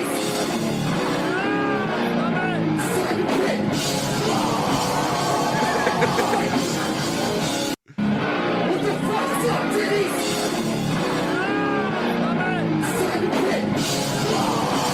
Yeah, dude.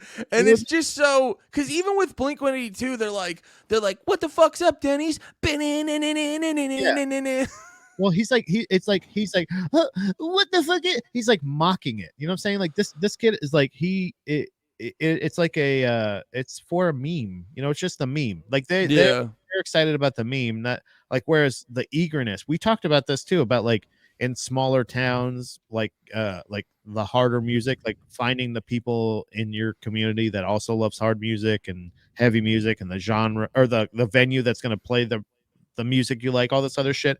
And sometimes in like Iowa or other places, maybe you're like, hey, my cousin knows about this Denny's that's shutting down. You know, I guess we can play there. Like, fuck yeah, dude. And being not only good enough, but like, we're gonna fuck this place up, dude. Like, Blink-182 going like, okay, is everybody ready? You know, all right, I'm gonna do the thing. You ready? You know, it just seems like they're kind of laughing at it. And that's, I think that's the reason. If they were paying an homage to it, that'd be one thing. But it seems like they're like laughing at it, or they're just being like, like, and not even in the fun Blink-182 way. They're like punching down. Again, I'm fucking using a lot of commie language. Yeah, why are you using all that fucking? Did you say punching down? Yo, yeah.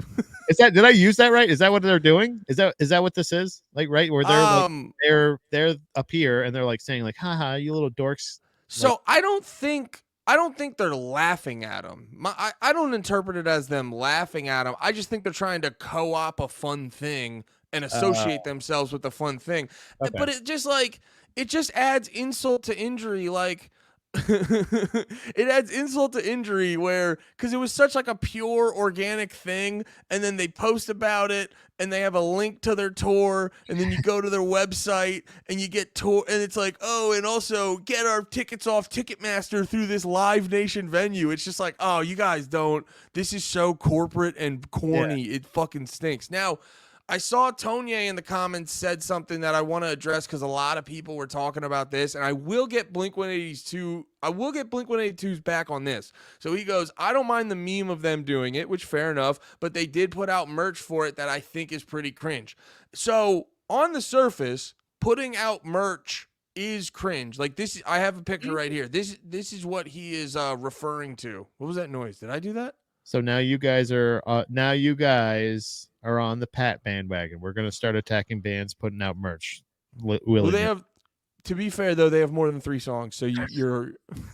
But no, so this was the merch that people saw, and you know it says "What the fuck is up, Denny's?" Blink-182. It's got the new logo and stuff. But then I started searching like their website, and I searched it a couple different days just to double check, and I never saw on their official merch store, and I never saw a link anywhere where you could actually physically buy the shirts. I think that was a giveaway at the video shoot. So it is corny and cringe and corporate and all that shit, but in Blink-182's defense, I don't think they actually like they made money off of it. They're gonna make money off of it by putting out the ticket, and it's more putting out the video, and it's more exposure and all that shit. But on the specific term, what the fuck is up, Denny's?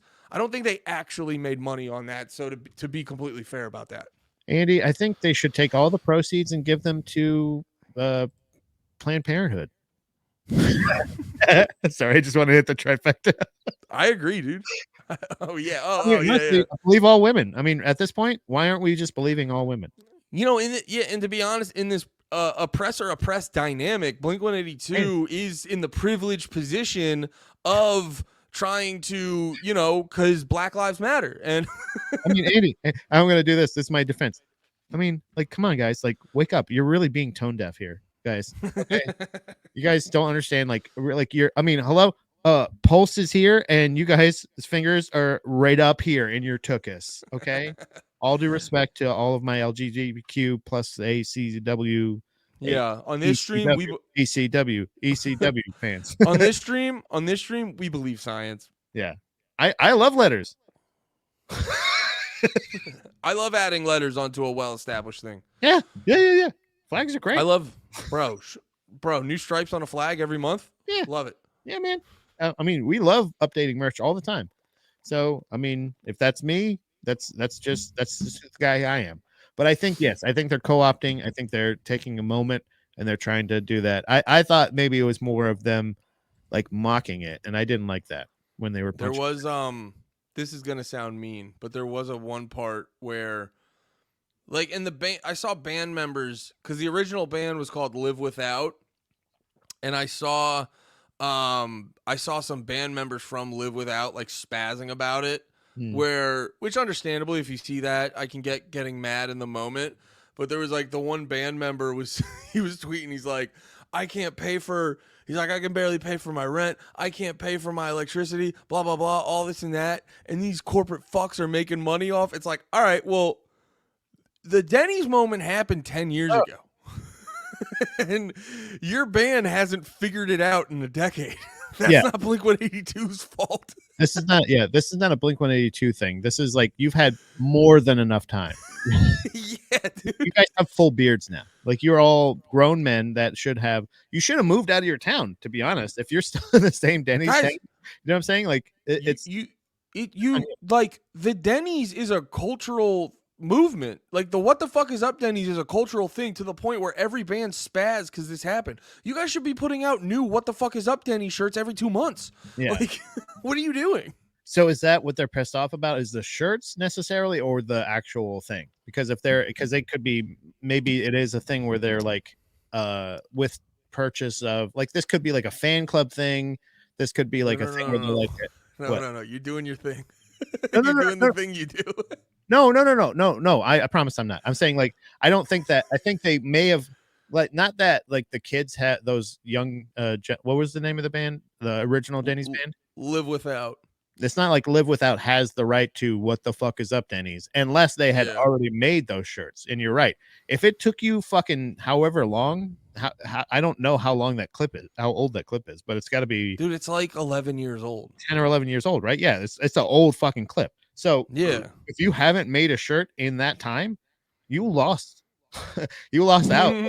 There's no point. So but I also think Blink-182 either gave them away to everybody that showed up to the thing, or was like if you buy a ticket to our video shoot, you get a free shirt or something. You know what I mean? Like, it's not like they probably didn't make a ton extra or something like that. But they'll be on eBay. But I don't think they really have a right to be mad about it, because, like you said, like, you had fucking 10 years, guys. You don't technically have a right to be mad about it, but it is fair for everyone to point out, like, Blink-182, this is very corny. Like, and please don't do this. This is super corny.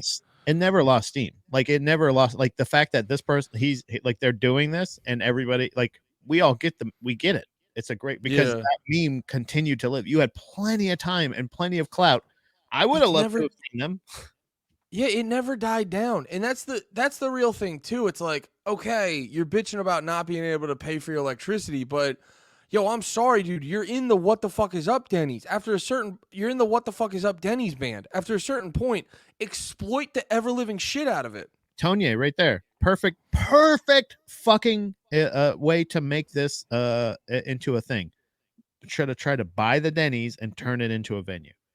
That's a great idea.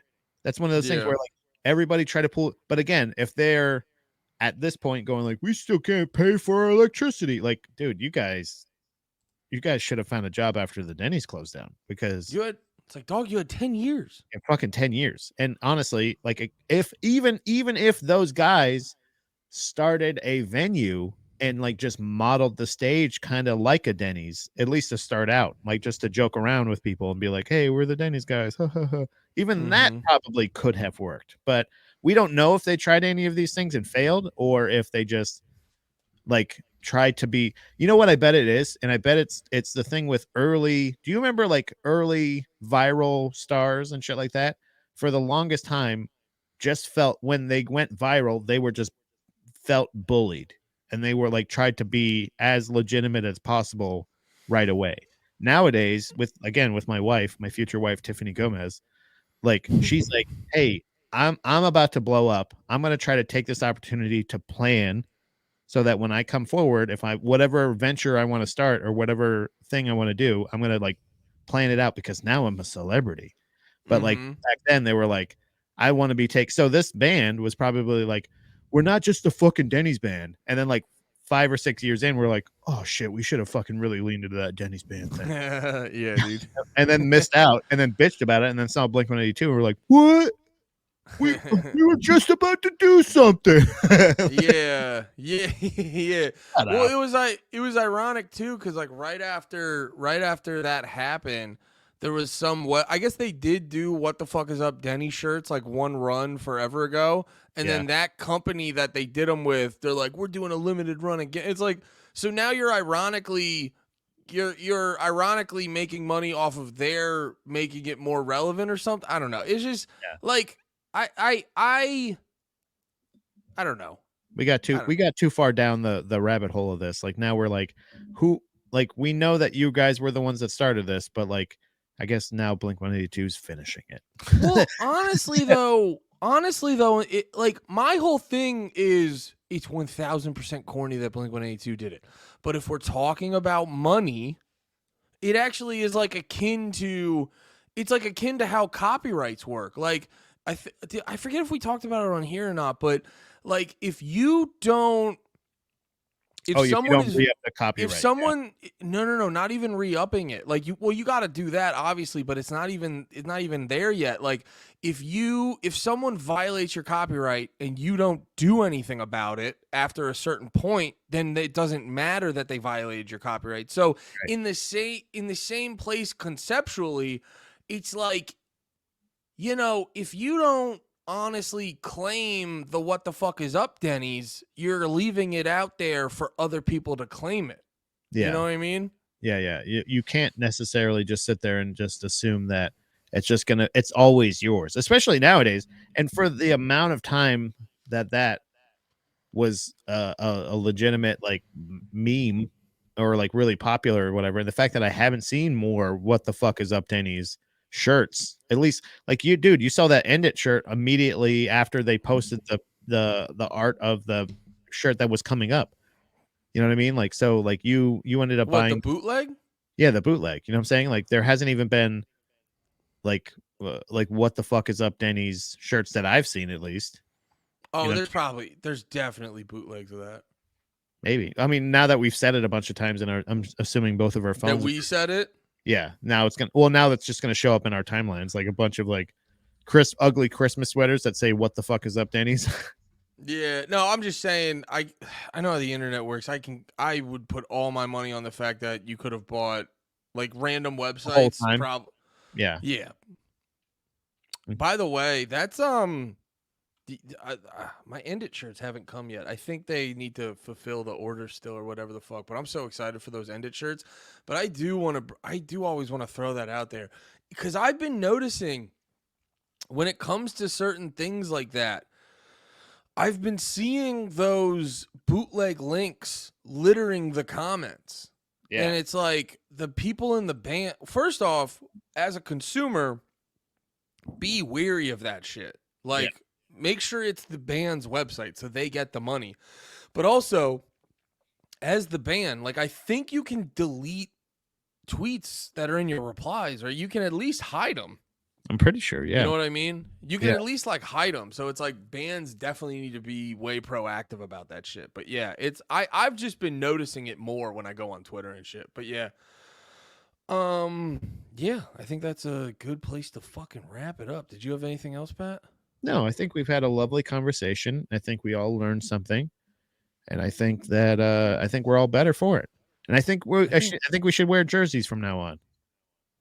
Yeah, not this one. It's tight around the tummy, and I don't like it. So if we were, if hypothetically, because we've been bouncing around merch ideas over and over. I almost got If they had. fit, I almost got had by that fucking patch gypsy, whoever that broad was that tried to fucking trick me out of money. I'm sure I would have gotten bamboozled. Remember what I Who? was telling you? I was telling you that that whoever this patch company was like, hey, are you interested in merch? We're running a deal right now. I was like, holy shit. As a matter of fact, I was thinking about this cool idea, and I saw Oh yeah. and then I realized like, oh, this is just a scam. You're just scamming people. Fuck. So luckily I didn't give them any information, but There's also some websites that'll hit you up like, I got a special offer for you. Also, I give everyone this special offer. yeah, there's no special offer at all, and also it's going to be terrible. But there is a if we were to do Drag the Lake jerseys or any other kind of, what kind of jersey design would you want? Hockey jersey, soccer jersey, baseball jersey, or what else did I say? Did I say basketball jersey? Basketball jersey. Hockey jersey would match our vibe better. I would like a hockey jersey, but it would also be, it's the least practical, but I think for our design, our logo that we have, it would look the best as far as as far as the design wise. You know what I'm saying? Like the big thing here, the big Yeah. crest. Yeah, yeah.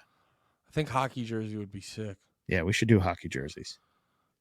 That would be That's fucking not sick. too much to ask, right?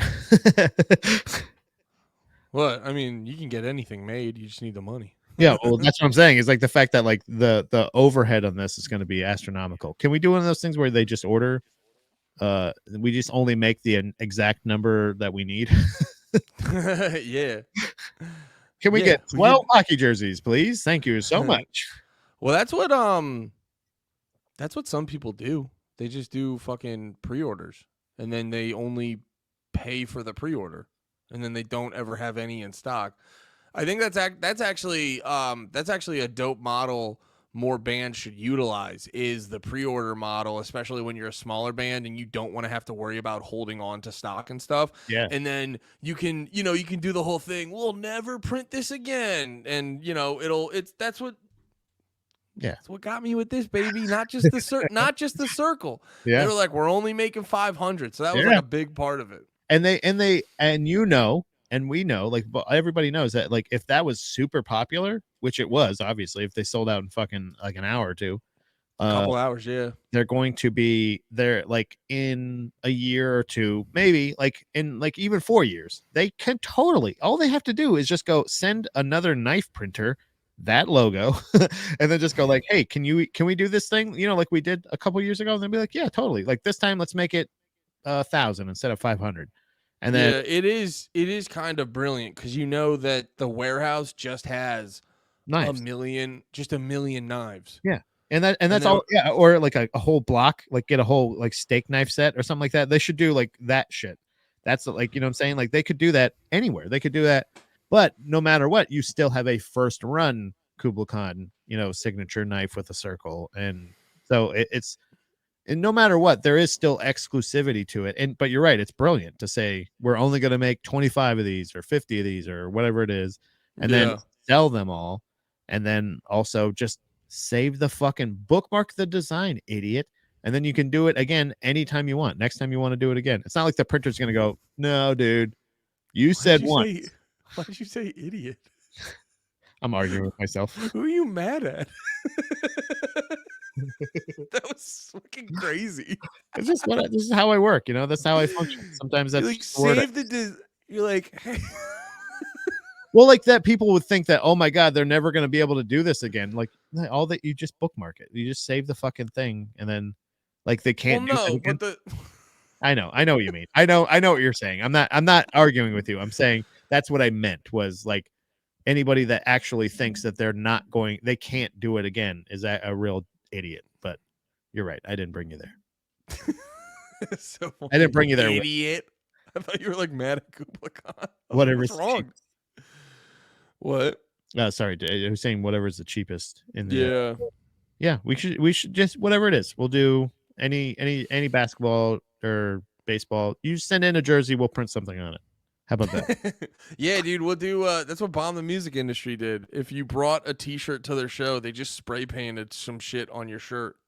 Now we're back to our first topic of the show. Is that them just being like, hey, we're gonna charge you $25 to spray paint on your fucking shirt? Like, No, they didn't. No, they didn't charge. They Okay. didn't charge them. That was just them being too punk rock for their own good. yeah, yeah, that's fun though. Yeah, they're having a fun time. Yeah, but it's like it's that thing where you're never making any money because you're so fucking punk rock and DIY. Yeah.